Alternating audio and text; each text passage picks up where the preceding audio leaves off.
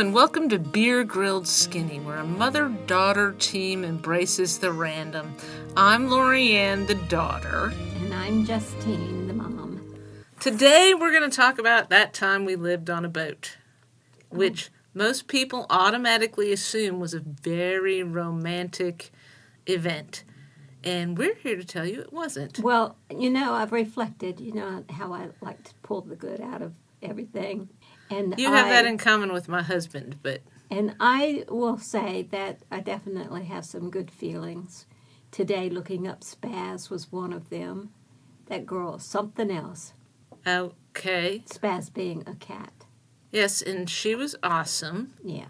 Even when she wasn't on the boat. I know. She was. Okay. Here's how this went down. I'll just go ahead and start it off since my mom is delusional and so is my husband. She got cancer in 2016. My mom, not Spaz. And right before that, actually, she got let go from her job because people didn't like her uncovering corruption, as happens. So she got cancer, and we went through that journey. And at the end of it, we could no longer afford to make the mortgage payments on the house. My husband's company failed at about the same time. So we had a lot of bad luck. And we were in the Shenandoah Valley, which is well known for its fentanyl usage. We had started a restaurant that went really well, but then my husband got Lyme disease. Again, lots of bad luck. But we had the boat. We did. For all of this, we had the boat. And somehow, my mother and my husband, who I love very dearly, got very delusional and thought it would be great to live on the boat. My mom is the more delusional one, and she convinced my husband that her coworker would pay. He was going to buy our house. He was going to spend a year lease option to buy, and we'll get into that a little bit later. So we went off to live on the boat. Now, this boat is called a liveaboard, but I don't see it as a liveaboard. I never did. I never wanted to do this. I had many issues with things like the smell of the head. It was just, for me, one of the worst times of my entire life. I don't know why you were there. I know, but the cancer was one of the worst times of my life. Okay, and so I still suffer from that. When you had the chemo and you were on the ground in front of the toilet, that's pretty much how I feel about my entire time on the boat. Okay. It was awful. It was truly awful. We had this plan. We had gone down to Florida in 2013, and this was 2016, and we had gone to this lake in Hollywood, Florida.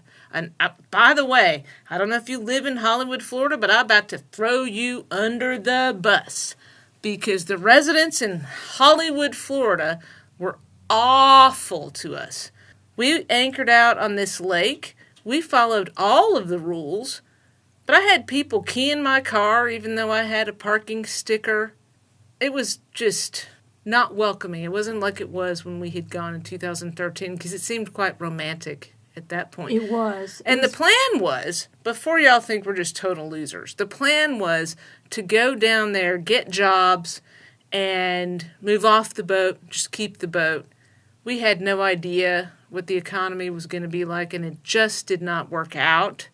Mom was the only one that was able to get a job, and so we spent every day living on this lake, and we would go to the ramp.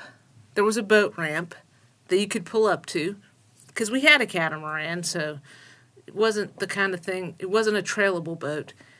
I mean, we still have the catamaran, but the point is, we'd go up to the boat ramp, and Mom and I would get off the boat, and I would drive her to work, and then I would drive back, and then at the end of the day, we would do the same thing again. I'm sort of going out of order. When we first got down there, we had this day in which she had made coffee one day, and I found it lukewarm. So the next day, I decided to make the coffee nice and hot. Because who doesn't love a hot cup of coffee?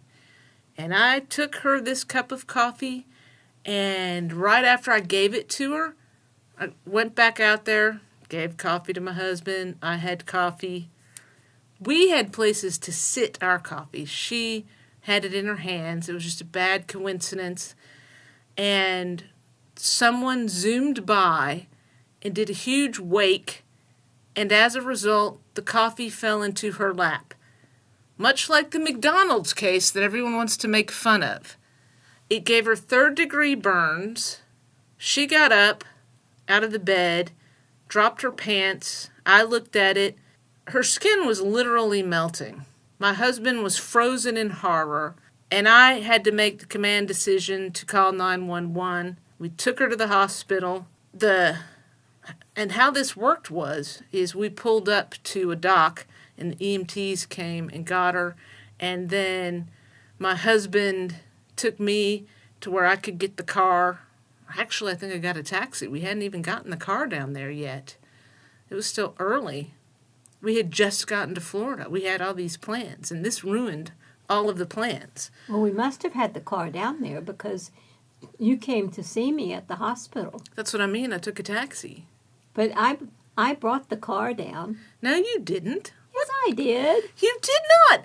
Z flew up there to get the car and went through the Fort Lauderdale shooting. What in the world are you talking about? I couldn't remember why he went up there. To get the car that you did not bring down. Why in the world would you think you drove from Virginia down to Florida? I have a memory of that. Okay, your memories are a little screwed up. Maybe. No, 100%. Okay, y'all, this is why we call it embracing the random. I'll get back to the story about her third-degree burns in a moment. My husband was the one that flew up to Virginia, but not on that one day.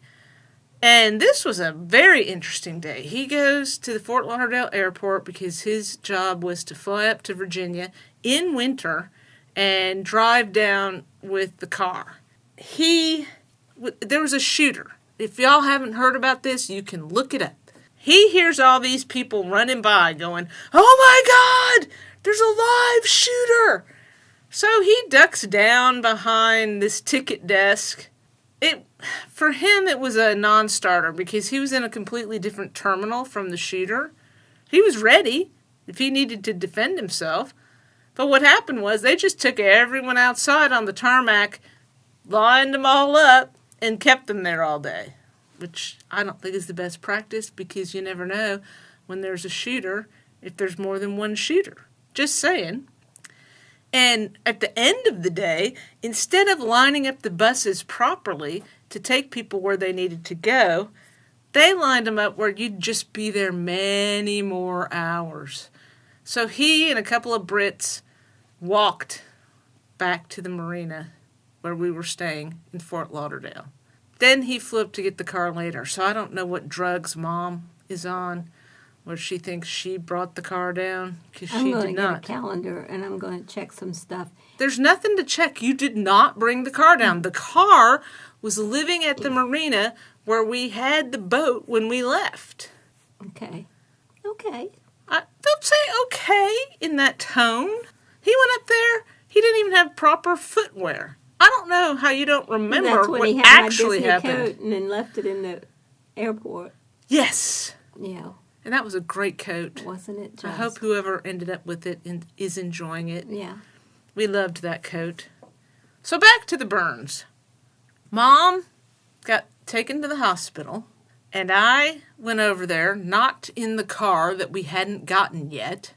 And I got there, and they had her on some good drugs. They were good drugs, because she looks up at me and smiles and says, "Where's your good-looking husband? I thought he'd be with you." And I'm like, "Well, he's on the boat because someone has to stay on the boat." And this is one of the things that sucked about living on this boat. We didn't have a tender. We, at the time, could not afford to live in a marina. So it was always a case of taking the boat somewhere, and only two people could get off the boat. And it was always Mom and I, because We certainly weren't going to trust her to navigate the boat anywhere and drop an anchor. That was not going to happen. Okay, so I'm going to brighten this picture just a little bit. I remember... You don't think this is a brightened picture?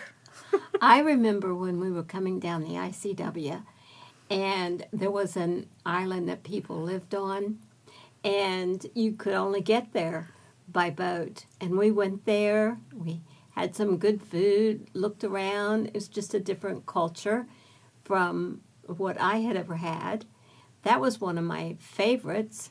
I have lots of pictures of places that we passed on the ICW that were just beautiful lighthouses.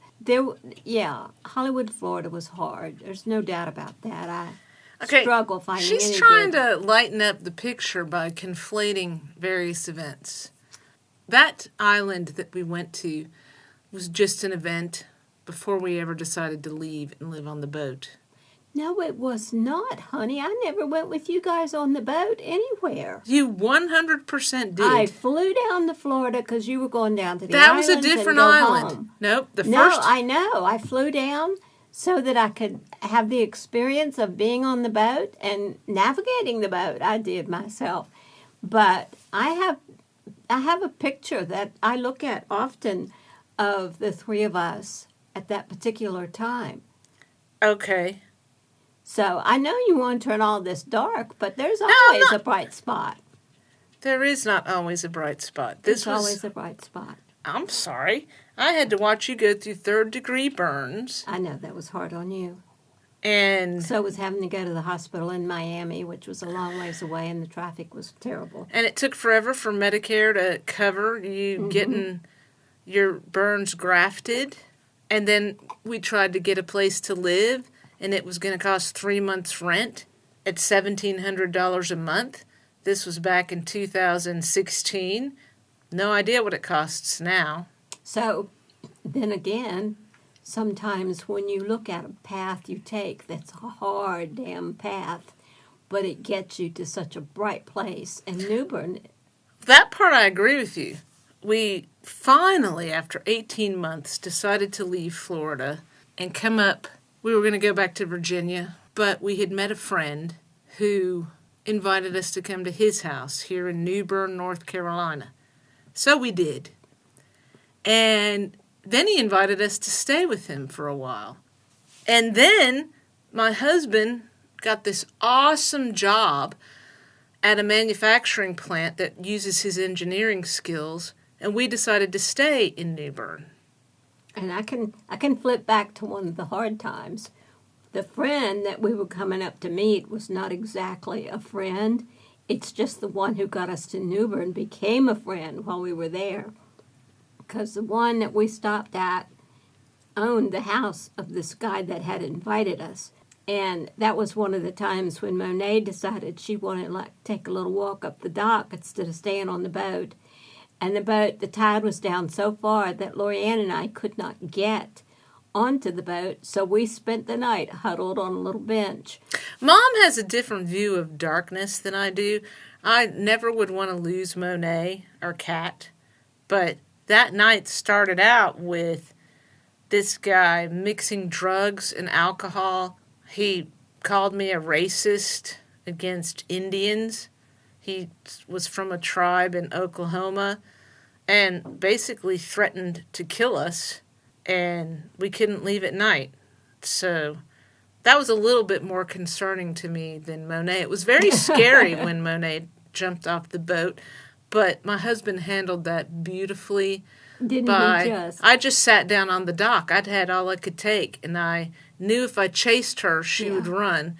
And he just went, "Hey, what you doing?" And she's like, "Look what I found." And he's like, "That's great." And then just grabbed her, threw her back on the boat, and then closed her up inside. And there was the time when, I don't know if she fell off the boat or jumped off the boat, but she was swimming around, paddling her little paws. That was down in Florida. Yeah. And, man, I wanted to jump in the water, and my husband had to hold me back, and he grabbed her up with the net. He's a big damn hero, y'all. Isn't he just? That man, if he panics, you don't usually see it. In fact, I can't think of a time when I've seen him panic that he shows it.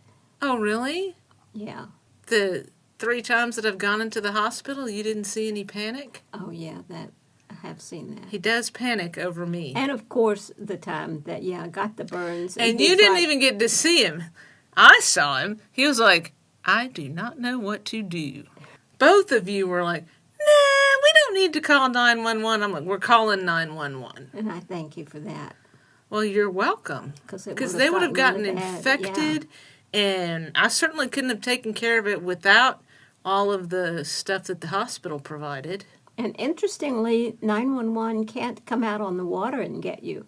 You have to get to the dock. Oh, you just call the Coast Guard if you really need help that way. But we were close enough to the dock that it was easier to just go there. Yep. It was hard times. It really was. I've been through hard times. I've gritted my teeth. I'm glad to come out on this side to paradise. But this is my point about getting on that boat. Mom went through cancer and decided, oh, I want to have an adventure. Let's move on to the boat. I thought this was a terrible idea. My husband didn't think we had any other options. And why am I telling this story? Because every time I tell anyone we lived on our boat, they think it's so romantic. But let me tell you what, it is a nice catamaran. It's great as a weekender.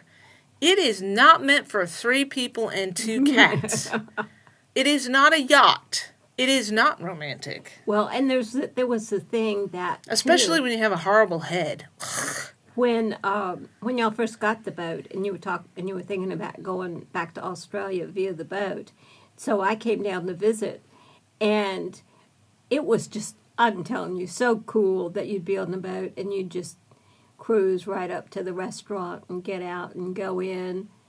But by the time we moved back down there, those restaurants weren't so fine anymore. I know. Sometimes you can't go backwards. I know. This is what happened to you and I before I met my husband. Yeah. And we were deciding whether I would go to UCLA or UVA. And we had come over to Virginia to go to a church and listen to my uncle give a speech, I guess you'd call it.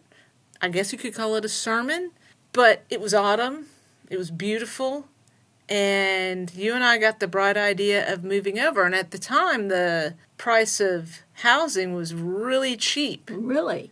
And in that amount of time that it took us to settle our affairs and go over there, the recession happened and all of the housing was no longer affordable. Yeah, it was almost double. To the point I had to delay my entrance into UVA because we needed to survive. Yeah. It was nice that they let me delay that. I know. I'm still not sure if I shouldn't have stayed in LA and gone to UCLA, but, there's always different paths to take, and you don't know what's going to happen. Like, maybe I saved my own life. Maybe it would have been better. Maybe you never would have met that awesome man. Oh, so. I would have met him, because I know how I met him, and it would have happened the same way in LA. And then I wouldn't have had to fly as far to get to Australia. But here we are. Anyhow, I just want y'all to know, sometimes living on a boat is like living in a car. We've heard the stories. Except we had a bathroom. Of successful people that went through their time of essentially being homeless. And that's what it felt like. Yeah, we had a bathroom, but we never had enough water. Had a good little kitchen. I don't know why you keep trying to paint this as a pretty picture. It's not. I'll never forget when we kept seeing roaches. And I finally... First time Z ever saw him. Oh, my God. Yeah, he opened up this panel in the kitchen and found the whole nest. And it was like 1,000. It was disgusting. He has never recovered from it. So, why do I look at the good? Because the good sometimes really helps me survive the hard. I believe that... I'm not saying you shouldn't look at the good, but I was trying to tell this story about the bad. Okay. All right. There's always a good and bad, a light and dark. Sometimes there's more dark than light, though, and I really want to get that across. I don't know why you keep arguing with me. Yeah. We All had right. some creepy times, too. So if any of you want to comment on this, maybe I'm being too hard on my mom. Maybe I'm just not positive enough. Or maybe she's delusional. We would love to hear from you. We'd love it if you'd subscribe and like. And we will see you again on the next episode. Thank you so much for listening. In every moment together, we conquer our fears, with dreams in our hearts and the world in our sight. We're beer grill skinny, ready